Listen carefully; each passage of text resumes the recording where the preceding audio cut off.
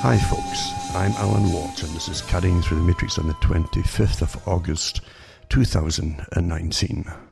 I get the impression that most of the media in the world is rather sad about the fact that the Jeffrey Epstein debacle, if you call it that way, or expose, is over pretty well.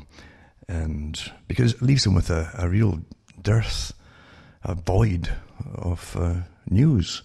Because we live in such a censored system today, we hardly get anything that really matters to us in any real honest detail. As I say, what we do get, definitely, is the gossip stuff. And Jeffrey Epstein managed to fulfill a lot of roles with the sex scandal. That's like a soap or a good movie. Sex and subterfuge, possible blackmail, possible big intelligence agency operation, which everybody pretty well agrees upon, and then the clumsy way it was all ended, or appeared to be ended, that no one really believes in, and then the sudden silence again about it from governments and etc. It's quite something, isn't it? But it's over. A lot of folk will say it's sad. I'm not kidding you, because we live in such a censored, literally a censored system today with the most powerful people and most powerful organizations running the show now, rather openly too. And they're not beating around the bush about going after different people who just say things or even think things or even ask questions, for goodness sake. We live in such a polarized society now, at least it appears to be if you really believe the media. Without realizing it, most of what you get from the media now with the clashes of different groups, etc. in the States is often orchestrated by the intelligence services themselves, running both sides of it. That's rather standard too. And if you fall victim to jumping on board through emotion, you're some kind of loser in reality. I'm not kidding you. Because I gave talks years and years ago about what was shown in Britain many years ago, when Britain had some type of free press where they could at least talk about other countries. That was a favourite of Britain. They could also criticise other countries or show documentaries on other countries on certain things that happened, but they would never mention what was happening inside Britain itself, naturally. But I can remember they showed a documentary, a long one too, about what they called racism in America and so-called neo-Nazi groups. And they showed you a place, and I don't know if it was Chicago or somewhere, wherever it was, anyway, one of the big cities, New York or Chicago. And they did a raid on, I suppose, a neo-Nazi outfit there. And they caught up, they rounded up well over 100 people. But the time they sorted out all the people who attended it, in fact, that most of them belonged to different government agencies that were intent on finding out who the neo-Nazis were. So really, they actually arrested 2 people, and they just walked in off the street. It was winter, and they wanted a coffee and a free donut. So you really have to laugh at this kind of stuff as they orchestrate it by your own government agencies to keep a lot of mythologies alive, in a sense, because certain powers benefit from mythologies like that. But it's quite amazing to watch this happen. And that particular documentary, it was a long one. It showed them doing the same thing in different cities in the US. It was pretty well the same results, actually. So they had so many different agencies, not just the FBI, had local police, all undercover, all doing the same kind of things. And generally, too, the organizations had been set up by government agents posing as the leaders of these groups and so on. So you have to be awfully, awfully, awfully careful, folks, that you don't fall into these traps, really. And if you think a clash on the streets with well-funded groups and well-publicized groups is going to fix anything, yeah, go away, because that's not how the world works at all these days. It doesn't work like that. Not in the least. Not these days. And really, it's like a massive social experiment to watch it all happening today. These are the techniques which were used in European countries even long before World War II started, where they created the communists, of course, were the first ones based in the Soviet Union. And once they had got that over, they were trying to do the same in Germany and other countries too. And that caused real clashes in the streets with different factions. They were very, very real indeed, because communism was trying to definitely take over. Today, communism has mutated into the appearance of social justice often, and uses the same kind of rhetoric and language, but you can tell by what's being pushed, it's the same type of socialist government control. Don't forget that in socialism, the state is all powerful. You can't fight the state by creating the opposition of itself.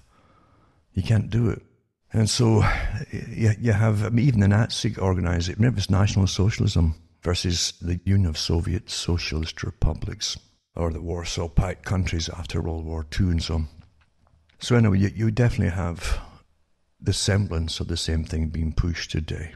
Nothing you've been taught really is true about the past when it comes to these big organizations and the wars, because you can go into looking at the funding of the Soviet Union. Very, very old articles and books about it too. They didn't have an axe to grind at the time, many of them. And they told us about the massive aid given to the Soviet their bloc, really, right after the revolution. And the US put tremendous government money and organizational power into feeding the people, clothing them, and so on. And so did Canada and other countries too. They thought it was the way it was publicized, it was going to be a good thing, you see. And we're all schmucks in a sense to fall for sob stories and human interest stories. That's what's counted upon with propaganda. But you got to understand too that the Soviet system wasn't just meant to stop with Russia or its satellites. It was meant to spread around the whole planet, remember. This idea of democracy was laughed at, sometimes quite rightly so, in fact, because we never really had it anywhere. And the Soviet system always promises you, and this is the thing, it's always for a better tomorrow, a utopia down the road, just over the horizon. You might not live to see, but if you have any children at all, which is probably these days very unusual almost, then your children will see it. That was the kind of promise that the people were taught to believe in. And all through the Cold War too, even during World War II, don't forget that the West kept the Soviet system alive. Tremendous money and goods and weaponry and so on was all shipped off to the Soviet Union all through the war, to the expense of all the Western countries that supplied the shipping and so on, because many of them got sunk by U-boats and so on. And books were written about that too, and how the U.S. supplied them throughout the war with aircraft and heavy-duty weaponry and tanks, etc., etc. But not only that, when it was all over and done with, and eventually they nicknamed Stalin the Big Bad Bear again, because we lived in a world of shapeshifters apparently, because Uncle Joe became a big bad bear. Because you always need for the public's control, that is, an enemy or a perceived enemy, to make them basically hug their own governments. That's what that's for, that Cold War type mentality. And so they turned them into a potential foe. Now, if you have a foe, why would you feed them all through the Cold War? Why would Canada and the US be competing every year for the contract to supply the Soviet Union, all the countries, with massive amounts of grain, etc.? But because they did, right up to the bitter end of the Cold War.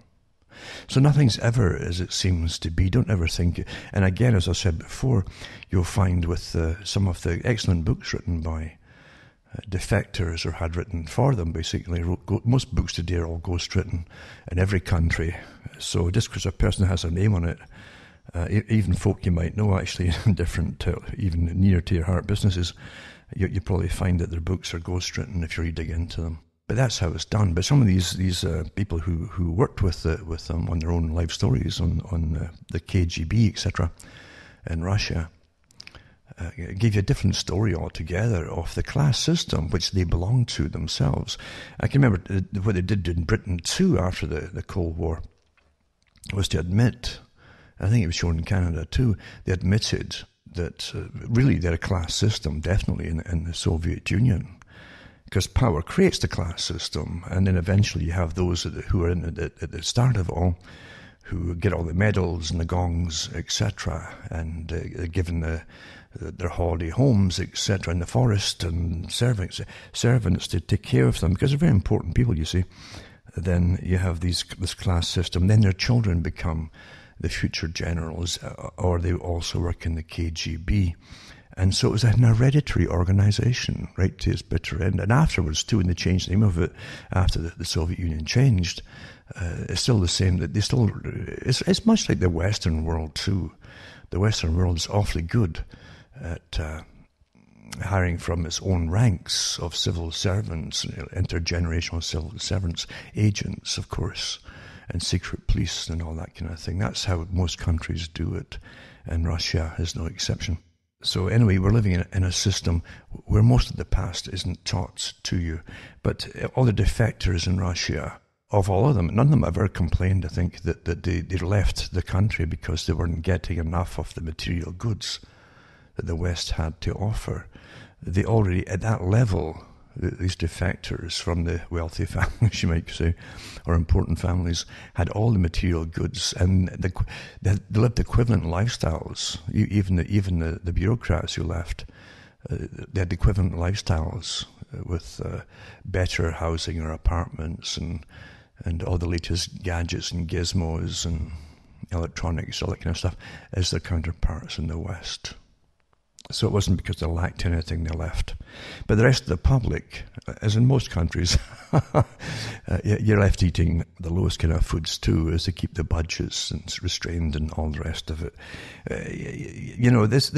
Remember too, the Soviet Union shared its data, and the West shared its data with the Soviet Union from their scientific associations. That was always what surprised me, because every year, you'd read about the big scientific meetings and specialist scientific meetings for different areas of science and so on. Every year, they back and forth towards the Soviet Union, even though if you did a basic study into the Cold War at that period, and the books were put out, they're just churned out about the Cold War and what the strategy meant. And it said that the country with the most leading expertise in scientific areas, they could be applied into industry or weaponry, they would come out as the winners, you see. So if that was the case, why would you allow all your top scientists in all different areas to go over and meet their counterparts in the Soviet Union and exchange all their data? I mean, you got to use your own head here and really laugh at a lot of it. Really laugh at an awful lot of it. There's nothing really that comes out even during a Cold War era. And this will happen again. It's kind of happening again as they make the enemies reappear as a big bad bear, etc. And China, far from becoming your supplier of all your goods as it was set up to do by us, of course. I hate to say us, but there are countries that own us as well. They set them up to be the manufacturer. Now the Chinese are supposedly a big threat as well. Well, you have to get off this bandwagon on this roller coaster that leads you in endless circles your entire life if you really believed in it all. Because it didn't really happen that way. Nothing happens by itself like that. It's made to happen. It is made to happen. And it's planned that way. The greatest big things that happens in our lifetime happen to be planned that way. There's nothing that's unforeseen, really. If a meteor came in, perhaps there would be a chance that and even then, the big boys have made stacks of preparations across the planet for a wealthy and elite to live with a scientific elite for them, so they can hopefully survive somewhere in the world, or some of the many groups will survive if a massive impact happens because of something from outer space, as an example. But for the rest of us, no, we're expendable. We saw that in so many of the disaster movies, the kind of deep impact type movies that we've seen. You also saw it with that terrible movie with its A tremendous story of an elite surviving after the Earth crust just happens to start breaking up and shifting and all that, and then the seas just overwhelm previous nations. That was 2012, I think they called the movie, where the elite, again, the wealthy elite, could buy passage on these specially designed ships, designed naturally in China because you were the only places left really who could manufacture it in a hurry. Since no one else has got the industry, they deindustrialized and gave it to China. So the elite would survive because they could buy seats on it and berths on it, and a scientific elite would survive with them. And in the movie itself, remember, they said too that when they got on board the ships, well, these people were all selected. They're talking about all the rest of the crew and the rest of the people, and so they're selected for their genetic potential, good genes, basically, good health and genes and intellect, etc., for a stock to repopulate the planet. So again, eugenics there. So you get ultra rich and wealthy who naturally must be better than anybody else because they're rich and wealthy, right? That's literally in eugenics. Charles Darwin talked about this himself, and Galton Darwin too. Quite amazing. So so the rich would obviously had proven themselves worthy because they became rich, and if they held on to it for a few generations, then they were worthy to go. The rest of the people would show by their merit would be through intellect and scientific abilities and things like that, and technical abilities, so they would be chosen for that. But they'd have to also have the proper genes and good genes, and so they did genetic background checks and all the rest of it like that. It's amazing how they bring it all into it, and you think you're living in a classless society. you have to have a chuckle once in a while, don't you? But again, Orwell did say it in 1984, some are more equal than others in such utopias. And that's the world we're going into right now. Academia, unfortunately, is a tremendous snobbish field today. It's so snobbish with so many, I guess just too many people across the planet going into it. It reminds me of Kung Fu. And I can remember when Kung Fu was made famous on television by the series called Kung Fu or Kane or whatever it was, with David Carradine. And all the youngsters and children were going around kicking themselves and giving themselves bruises all over the place by trying to emulate what they saw. And this became awfully, awfully popular, naturally. And then the movies came out as well, but Kung Fu is kind of where you looked as Kung Fu. And if you went to a Chinese restaurant in Britain, for instance, you'd suddenly see these guys that came from China, and their chests were out really strong and proud, and because everybody in Britain thought that these guys almost know Kung Fu, you see, so they gave them more respect, and these Chinese guys could see that, so they strutted around as though they were all champions of Kung Fu. And of course, when you talk to them and say, well, they didn't know it at all. It was just as entertaining to them to watch on TV as you, because they'd never studied Kung Fu either. At least that was honest. Whereas, but again, the people perceive it differently. Oh, like they must all know that.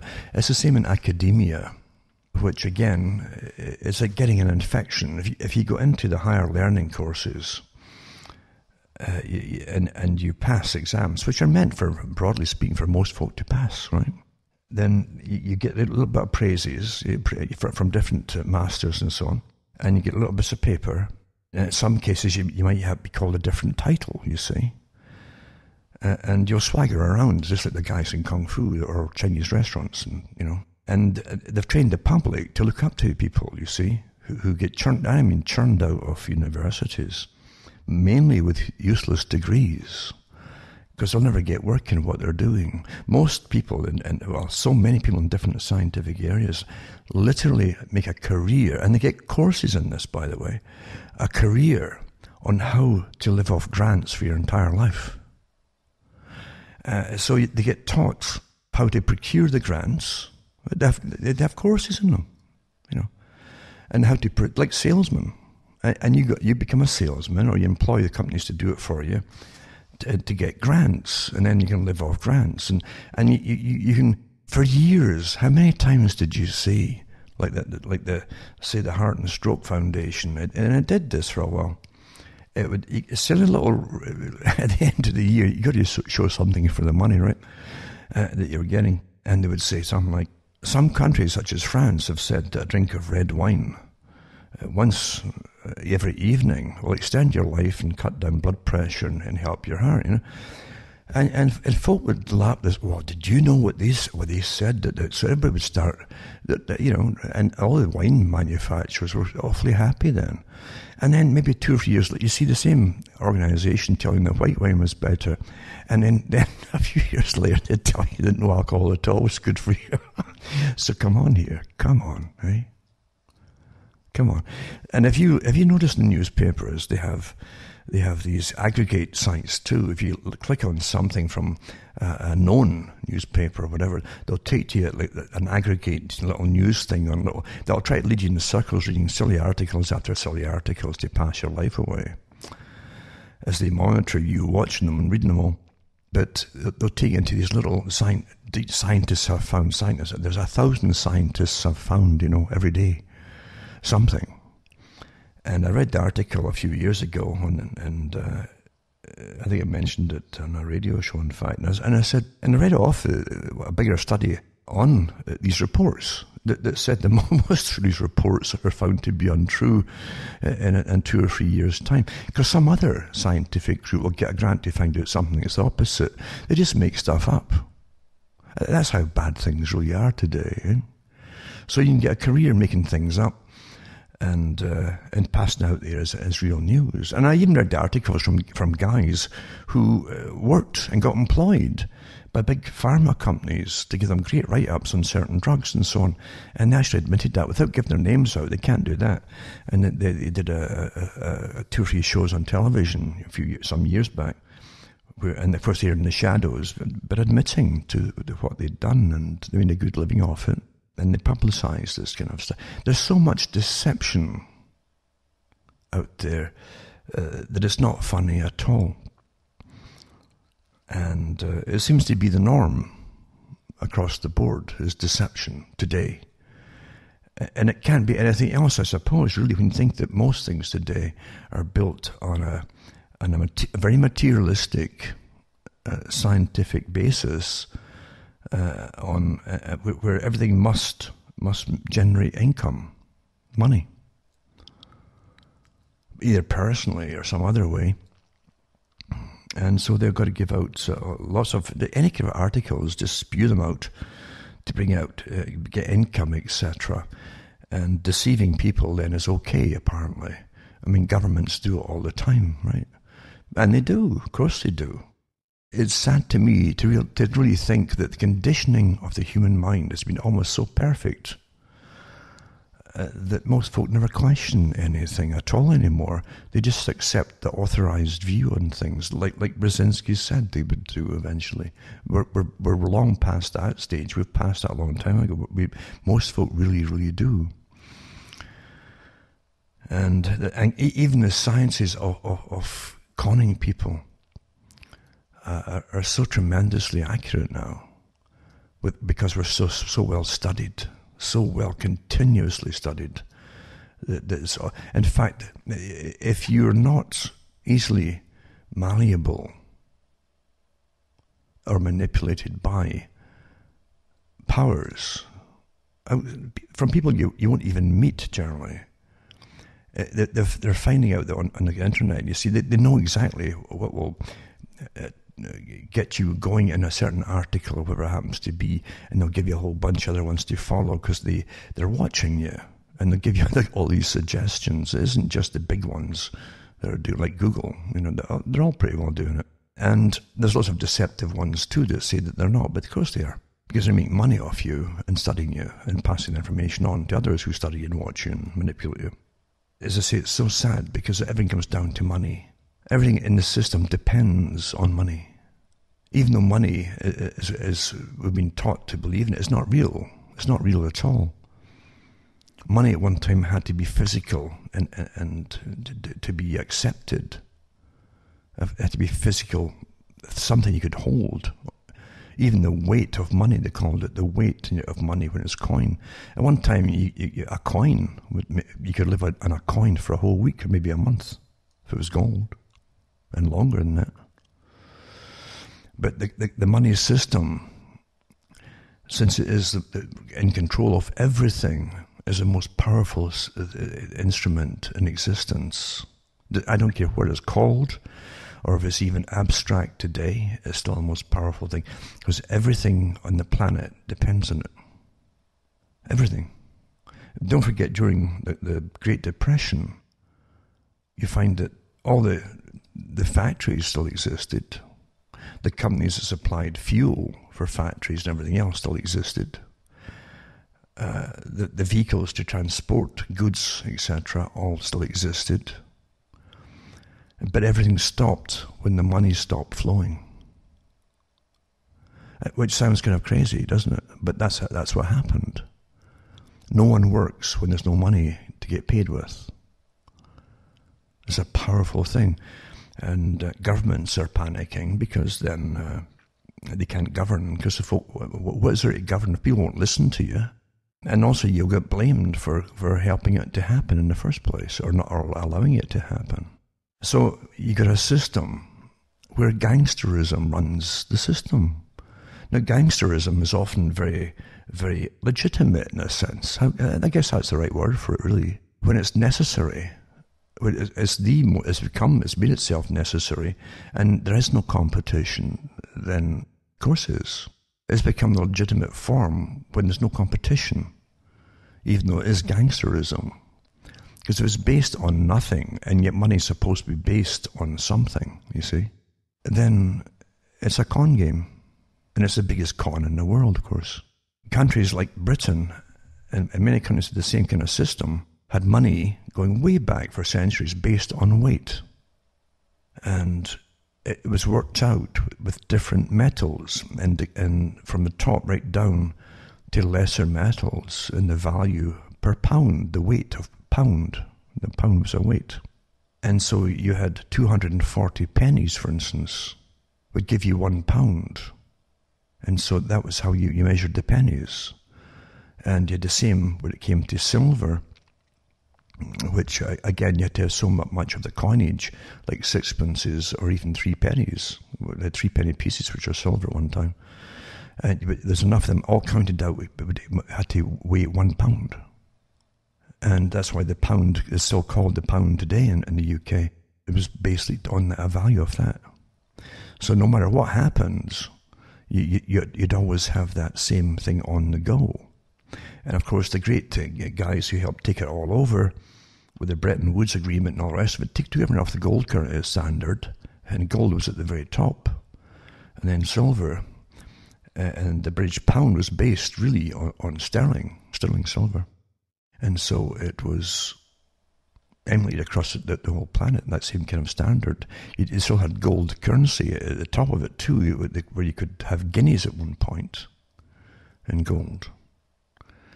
And that kind of thing. But really silver was the very, very top. And then you had silver, and then you had brass, and then you had pennies. So it worked out really well until it took you all off it. Well, if you're off it and it's nothing tangible anymore, well, then you can inflate it wherever you want to. And what they mean by that, they keep just printing money off, and now they just add it to a computer screen, that's your money, and keep adding zeros to the end of the number. And that's where we are today. And each time they do it, you see, whatever currency it was, whatever currency they pretend it was based on, becomes more and more diminished in purchasing power. You just look back, and you can do it on the internet so easily now, on what, say, $1 million or £1 million was worth in 1900 in purchasing power. When you compare it to today, how many millions you would need today to get that same amount of purchasing power and buying different articles and so on. That's how they work out. We're so devalued, and with every crash, they always devalue it more. A crash is often designed to be so, with the compliance and authority of government, in order to bring and lessen the worth, the actual purchasing power of that currency. That's why they do it every so often, and it's getting ready to do it again, as you all well know. It's a racket. There's no need. Actually, there's no need that you couldn't live on £1 today if it still had the same value it had in say, 1900. You'd live on that for a good week, awfully well, in fact, and eat awfully well too. There's no reason why you can't. It's because of the cons of money. Until eventually you have to earn £10,000 a month to pay the rent on a little one-room place for a month. That's where you're going with it all. But again, that's a racket. So governments are not really what you think they are. Definitely not today. They work with academia, the con men that are churned out, with a tremendous arrogance. The same arrogance we used to see with the class system. They churn them out, and they automatically are trained in a communistic fashion, because a lot of the techniques used today are from communism. Communism was way up there in using scientific methods and study and manipulation. And part of the communist technique for planned change was to enforce the belief in them that don't trust anybody over 30, for instance, was a common slogan, to get the generations separated, because with the younger generation, you can plan the changes much easier because they will implement it. They won't listen to any older folk who have experience and wisdom. So you can get rapid change. And universities today are churning them out the same way. And they are arrogant, and they swagger, and they actually will look at everybody older than themselves as though they're obsolete in a sense, because they've been trained to see them that way. It's an anti-human system, because what the system is being managed by is a system, or where it's supposed to go, is into an anti-human system. When you have rights taken away from you because of your opinions, or your thoughts even, or even being curious and asking questions can get you in trouble. That's where it's all going. Then you're not living in a really humane human system at all. And that's planned behavioural changes. That's what we're going through right now with all the changes, where opinions must be standardised, and that they really mean standardised opinions. And they have all the professionals that they churn out universities in different areas, getting good money, getting paid. You always bribe the henchmen, and of course you can have henchmen of the mind, of course. And these are the scientific managers, the psychological managers of the mind, paid awfully well to manage us for the masters at the top. They pay them awfully well. You'll find within these characters who work like that and who have no conscience about it, that there's a high level of psychopathy, and that's not there by chance either. We also live in a system where the traditional values that kept us, the values we used to have, kept us secure to an extent, even through terrible times, because we could help each other out. We had common cultures, for instance, common values, and folk would help each other out. Before all these pretended social services, all these incredible agencies that multi-layered, that dominate everybody and families and everything else that you have today, people helped each other out. It was a humane thing to do. And of people, even atheists would say it was a Christian thing to do, because it was. The values came from an old religious background, regardless of the religions themselves. And so it worked well in times of crisis for the people. But that's been destroyed as well. And you're supposed to basically rely on various forms of unemployment, welfare, social assistance, experts, again, that are churned out from colleges and universities to take care of things for you, you see. And again, even that's all politicized. Now, it depends who you are, if you want help. What category you belong to. That's how bad things are now, as they divide up into multi-leveled victimhood areas, you see. Who gets priority and help and all the rest of it. Well, I am so surprised that people even put up with this nonsense.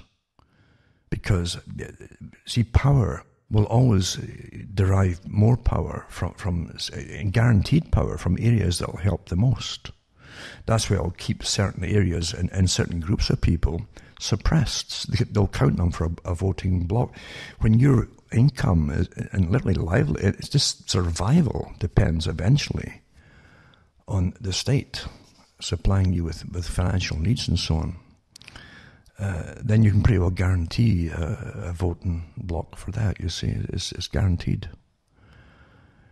Every group of people out there, I don't care who you are at all, if you identify with some kind of group or other, you'll be used down the road by those at the very, very top who have divided and conquered everybody. The US had so much going for it for such a long, long time, and volumes were put out by the United States. And yes, the money was in there early, and the money managers were in there early, and they took over, unfortunately, the same role that Britain had, as under the pretense of being a policeman to the world, and until they're exhausted, as many in Britain, in academia at the top at that time, who worked for the big organizations, the Royal Institute for International Affairs that runs everything, who planned the global society and so on, and who planned for the US to take over. And Arnold Toynbee and others mentioned the US would literally run itself into the ground as the, quote, policeman of the world. But then it would be exhausted by wars and bankruptcies and so on, because wars are expensive. And then you create a massive welfare state out of them too, and that further destroys you because it's non-productive. And yet more wars come along, and you got a dwindling tax base as the ultra-rich all bank offshore and real tangible goods like real estate. That's why they call it real estate. And everyone's left with useless currency that doesn't work anymore and is so devalued. Old story, mind you, but it's a shame because the US had a lot going for it, because it was an industrial giant with great resources and a large population, very quickly grown, basically, a large population. Then naturally gangsters move in, and the system basically bleeds the general population for taxes and so on, which often go off to the very areas I'm talking about now, like science and technologies that end up dominating you. And then again, from academia, once again, you still have eugenics running wild with so many different areas that really are simply practicing the beliefs in eugenics and inferior types and all this kind of stuff. And I'm telling you, don't think that you're in some kind of top. It's like Julian Huxley was a eugenicist, remember? And the left wing praises him for being a founding member of Planned Parenthood. But he believed in eugenics. And he said that all the helpers and so on would eventually, he said, expect to get in to this. It's almost like he was talking about the arcs in 2012 and that kind of scenario. He said they expect to come in to this upper echelon to manage the planet, and only to be terribly disappointed that they themselves don't fit the bill, in a sense. They haven't got the right stuff yet. That I'm kind of paraphrasing, but that's how he put it in his speeches and in his books. So they'd be used and then disposed of, you see. That's always the way it goes. Because in their mind, they were going to be, and he used the phrase too. He's often said that he coined it, but it's not quite true. But he certainly used this term transhuman. He's a transhumanist. And in his mind at the time, they were the natural rulers of the planet. Old families, intellectual elites who had money, power, and scientific knowledge too. He added that into it. So they would be entrepreneurs in a sense that used sciences or employed sciences to manage everything, like the people today who've been presented to you as stars because they're awfully rich, and governments basically make their businesses by giving them all the grants, free grants and everything, and then promote them as some kind of geniuses that you should follow. And that's what we're seeing. Transhumanists, but they also say that their goal is to alter humanity because humans were made imperfect. Just like the world, back to the old Garden of Eden analogy, the world was left imperfect, you see. But the master builders will then perfect it. Now, they're talking about humanity and the planet and everything on the planet. The same things that came out of Monsanto years ago and those who were manipulating genes of plants, they were going to perfect everything.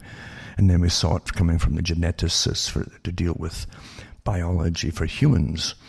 And they were saying the same thing, that yes, all classes this and classes that. And they would basically allow the phenotypes to die off, etc., etc., etc. Like H.G. Wells did in his book, A Modern Utopia.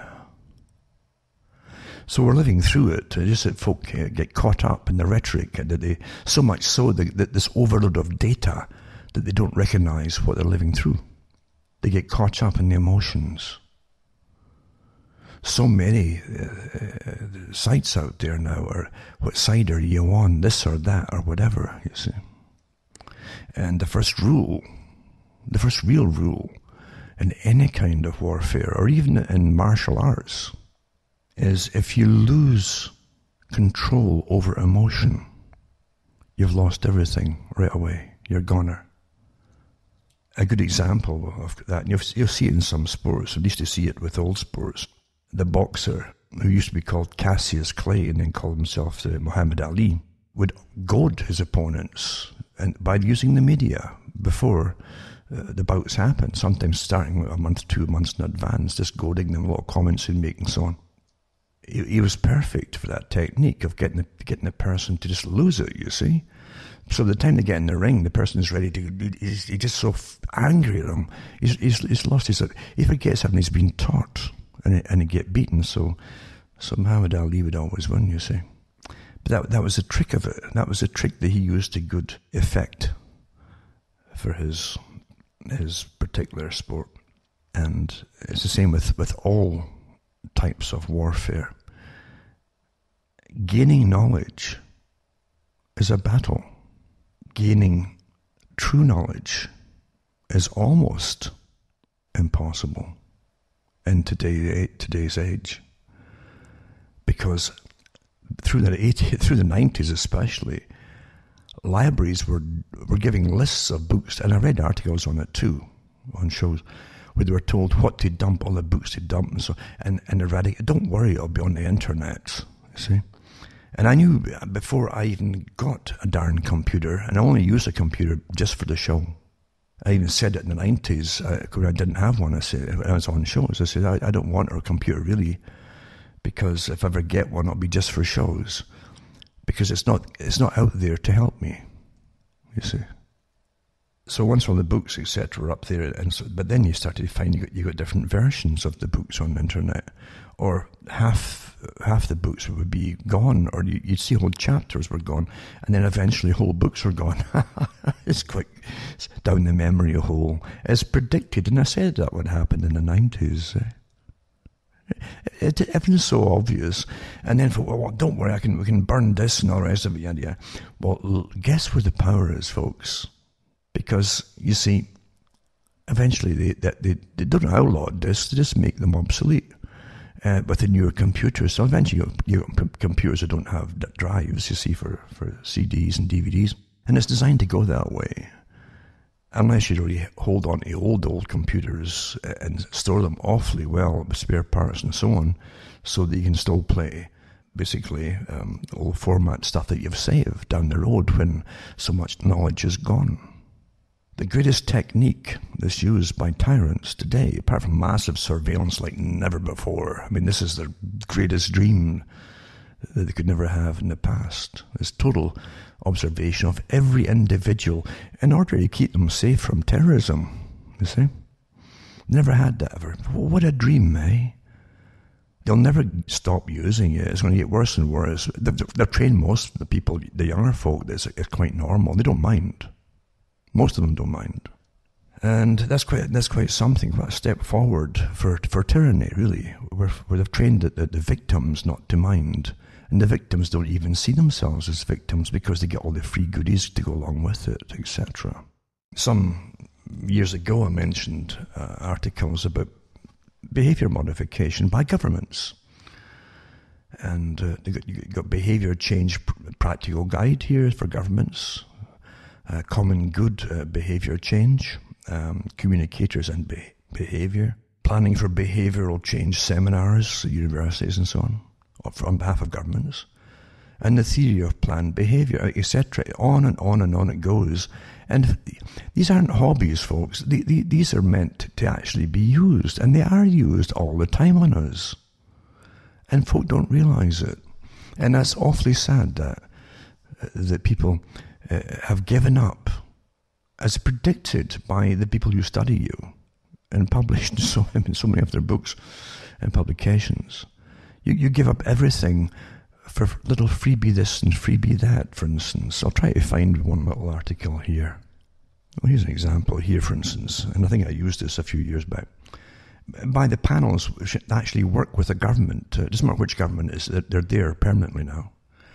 And one of them is, over the last decade, there's been increasing recognition in the UK of the complexity of managing the performance of public policy. Now, the same one in the States and elsewhere too, same organisations, because I'd read them from different countries. Anyway, this is the British one, or one of them, I should say, articles. So the Prime Minister's strategy unit, right, in 2002, published a report introducing the concept of public value to the UK policy environment. And public value refers to the value created by government through services, laws, regulation, and other interventions. The report identified 3 key dimensions of public value: outcomes, delivery of services, and trust. That's what you have to keep the people obedient and everything working. You must have at least these, right? And then highlighted the centrality of public preferences across all 3 dimensions in determining that value.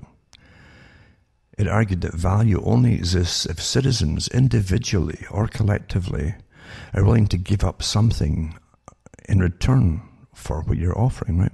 This might involve monetary sacrifice, e.g. taxes and charges, but also granting coercive, here's the key, coercive powers to the states, right? Where they can manipulate, kind of force you along, you know what I'm saying? In return, such as in return for security. We'll give you security, but it's going to cost you. Yeah. And or again, coercive power in disclosing information that we know all about you and what you're doing, what you're looking at, and giving time or other resources. And as an example, they say, such as blood. Yeah? No kidding you. Often then this involves changing behaviour, and this is much easier to achieve if policymakers give greater weight to public preferences for trustworthy government, due process and fair treatment in legitimising this change. It goes on and on and on. Now, I tell you right now, down the road, you're going to get, and they go into the different books and publications they use themselves on, such as Halpern, Bates and Bales, 2003, an introduction into the social psychological literature on the factors which underpin individual and group behaviour. And then it tells you with how this understanding can be used to influence or actually achieve behavioural changes in the populations. It really throws out the window the idea that you're living through your own life. Most folk really do think, I know what my opinions are. You know, they gave me my opinions. You know, even what they look at has been given to them. But there's nothing new in it, folks. I mean, this is how things really work, and the public have no idea. Most of them have no idea at all. It's kind of like what they said about communism. They tried to get communist uprisings in different countries in the West, including in Britain, but they couldn't get the workers to go up in revolution because the workers were too busy working. You see? Well, it's the same thing with all the information on what's happening and being done to you.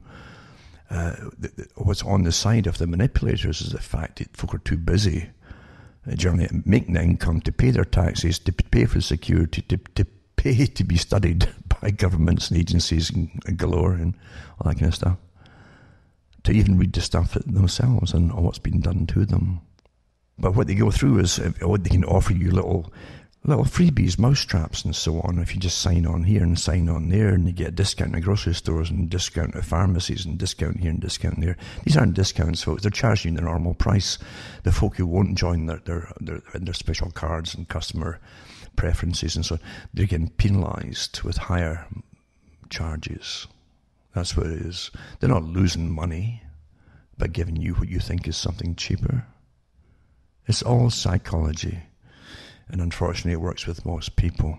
Now, I had no idea what I was going to talk about tonight, because really, as I say, there's hardly anything in the news except absolute fabricated nonsense. When I looked at one of the papers today, and all they had at the top was Prince Harry, I think it was, and Meghan, his wife, flying off to some multi-millionaires, billionaires paradise island somewhere, from just a squandering of massive monies and so on, a private jet, yada yada. As they tell us, the same characters were telling us recently, we've got to cut back and causing too much pollution and stop using, fuel, etc. And they jet all over the planet on their private jets, etc. You know what I'm saying?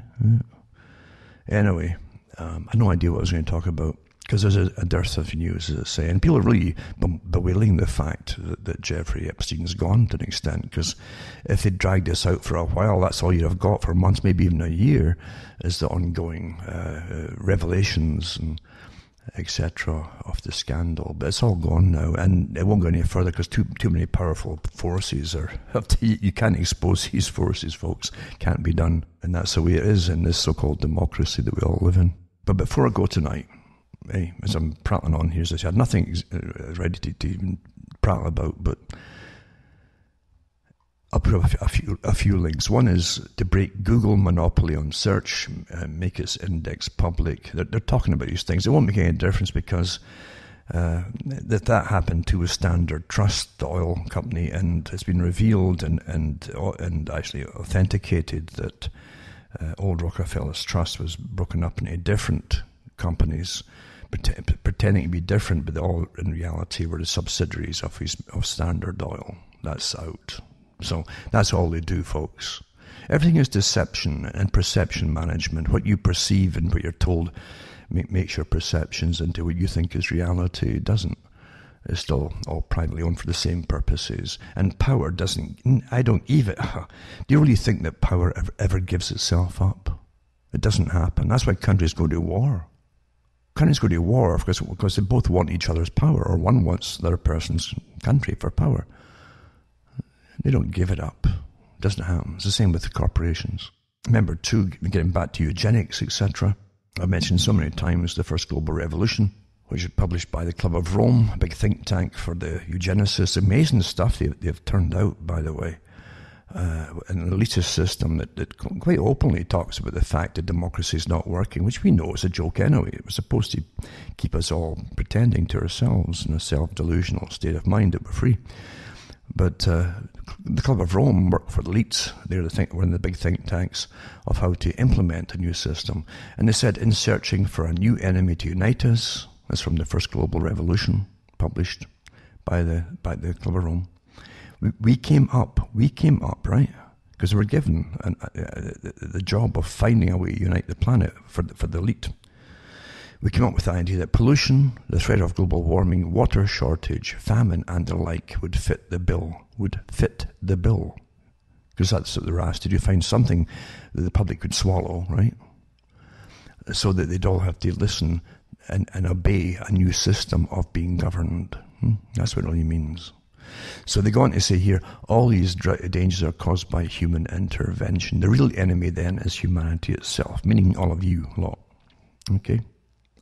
And don't forget too, I mean, Barack Obama there's no example, there's anybody who's picked, I don't care what ethnic group you think you identify with or you'll vote for, everybody at the top is all picked by the same club, folks. And Barack Obama was the same. Because he went to Africa too for visits, and he told them too. Because don't forget this whole idea of sustainability. And the Africans aren't going to get their central heating or central air conditioning, the average family there. They're not going to get all their fridges to keep everything good. They aren't going to get things to keep them healthy and help them get healthier and survive better. But he said, ultimately, if you think about all the youth that everybody has mentioned here in Africa, everybody is raising living standards to the point where everybody has got a car and everybody has got air conditioning and everybody has got a big house. Well, the planet will boil over unless we find new ways of producing energy. What he's telling us is that you need population reduction. And lots of articles and papers too put out by the elites themselves, and the Gates foundations and so on, and Rockefeller foundations, all go on to different projections of tomorrow, One of them was called The Country School of Tomorrow, Occasional Papers number 1. Goes back to 1913, a vision of the remedy, of how to depopulate and so on, right? And how rural folks would not be given all the benefits of the elite who had natural right to rule things, basically. We shall not try to make these people or any of their children into philosophers or men of learning or of science. That was funded by the Rockefellers, 1913. That goes for the world, folks. So nothing's ever what it seems to be. We live through a dream, in a sense. But the dream is managed by those who manage and own and believe that they own the world. If they own your mind, because if it's not yours, someone else will own it, folks. Do you realize that true right-wing government, the meaning of it, would be closer to anarchy? An anarchist basically would say, don't bother me and I won't bother you. No rules, see?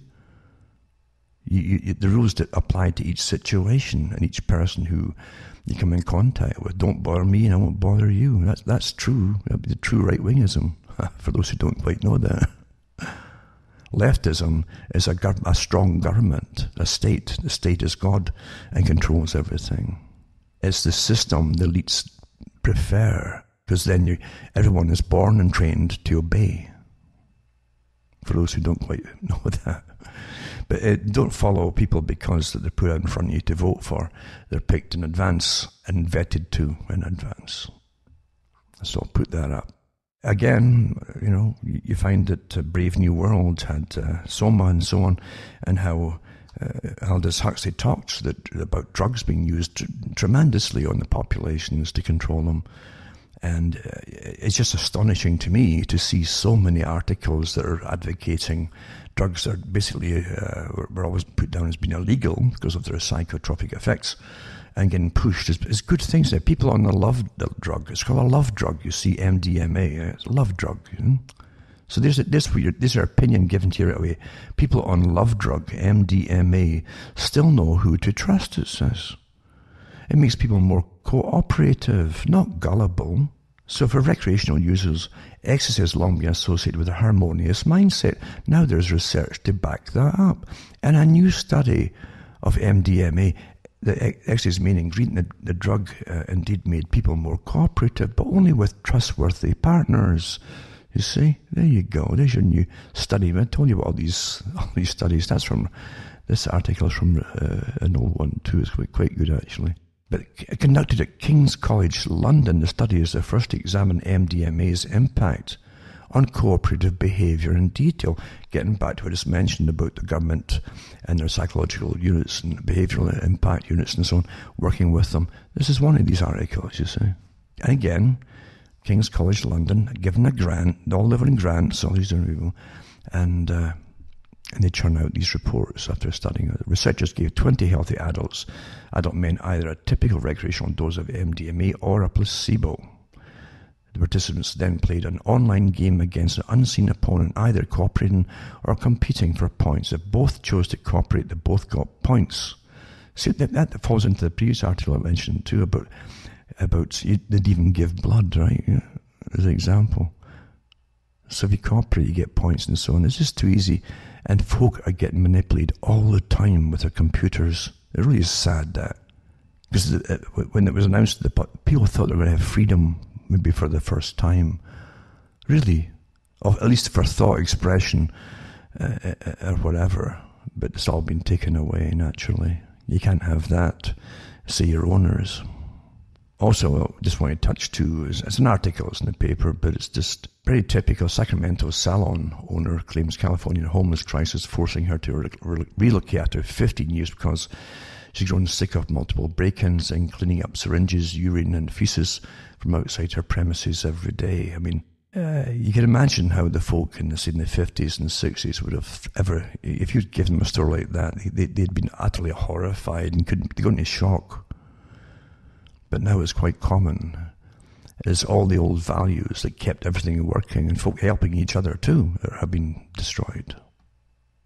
Cultural war, total. You see, that's total cultural war. That's how we take down our country.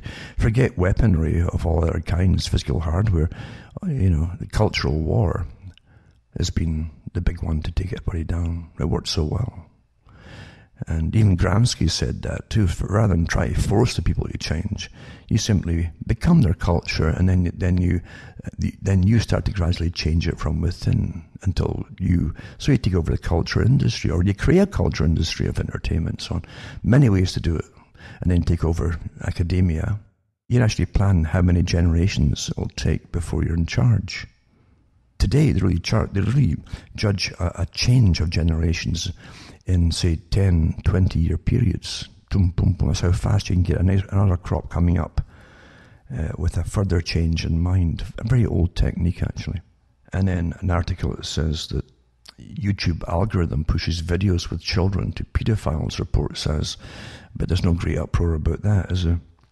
Again, with all the cultural war and hypersexualization of everything through entertainment for so many years in television and so on, and now the internet, I don't think you can get folk upset about too much anymore. It's sad, but it's true. When values are destroyed, and when actually that becomes entertainment. I mean, even the Epstein scandal, Jeffrey Epstein scandal, didn't really have the impact that folks would have had even 20 years beforehand. But now that they're watching, is it 40 or 50 Shades of Grey and all the rest of it is a standard fare, and Game of Thrones and God knows what else, you can't get folk. They've been contaminated. As the terminology is actually used, contamination, once it happens, then you've conquered them.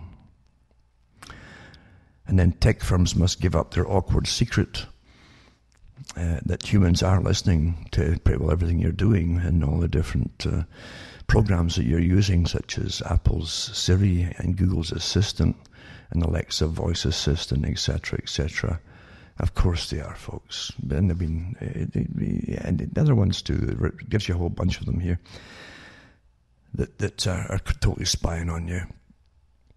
And they've had articles out by different agencies that have come out from the agencies themselves admitting that they've used these techniques to spy on people in their homes by the police and everybody else, yada, yada, yada. There is no privacy. And I think we should get over that, shouldn't we? And accept it. That's just the way it is. But anyway, that's about all I've got time for, really. I'm sorry if it's not too detailed. Maybe it is. I have no idea. I don't really plan what I'm going to talk about. But just a casual scanning of what's given out for news nowadays, for this week especially, that's about all there is, really. And added to it too by things that haven't been said, because it's obvious, isn't it? It really is obvious with your behavioural teams working with governments and working on you with internet services as well, that it's very evident that you're being trained not to even really expect news, and that is the new system.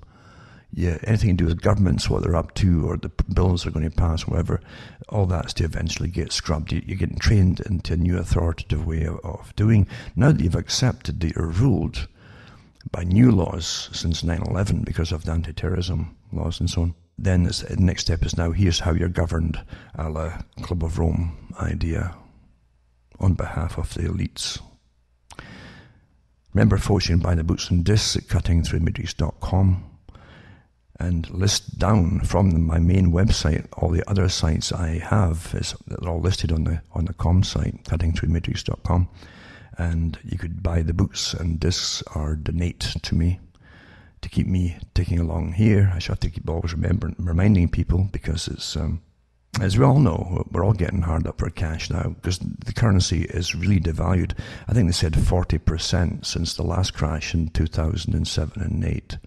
And Canada definitely is so. The dollar's down. The purchasing power, if I can buy for a dollar, is 40% less per dollar than it was back then. It was bad enough then. But there you go. So anyway, go on the website and again, you can find out how to donate. You can send cash. You can use international postal money orders. If you're in Canada, use a postal money order. There's PayPal. There's other means to, or even send a check. And that'll be okay. It may tick along. And I thank you for the folk who email, even for the stacks of folk. Most of them, I have a poor audience, apparently. But that's okay. They're all people. And I get to know different ones across the planet and their situations and so on. And it's good. It's good to be in touch with people who are real, with real physical problems and so on, and real financial problems.